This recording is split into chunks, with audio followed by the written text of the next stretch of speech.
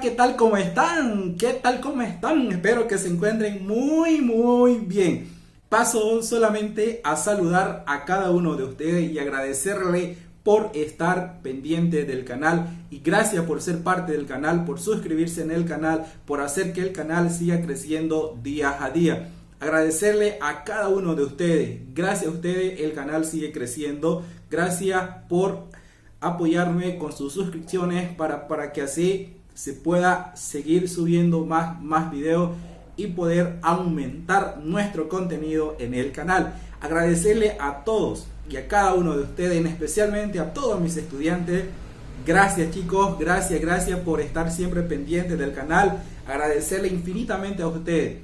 Mandarle saludos a mis estudiantes de primero, segundo, tercero, cuarto, quinto y sexto de primaria, primero, segundo, tercero y cuarto de secundaria. Gracias por estar en el canal, gracias siempre por el apoyo, gracias siempre por la sugerencia que me brindan para poder seguir subiendo más contenido.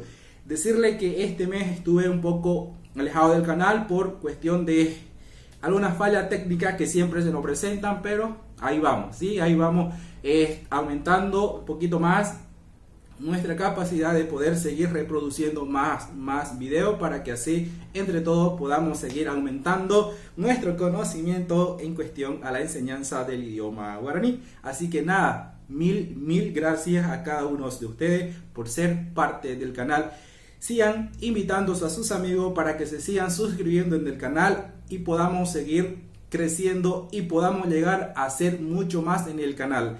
Si llegamos a hacer mucho más, con su apoyo de cada uno de ustedes, estaré al 100% subiendo más videos, más producciones, más contenido para que así sigamos aprendiendo. ¿Listo? Así que no se olviden de invitar a sus amigos, de seguir suscribiéndose en el canal Guaraní Canva.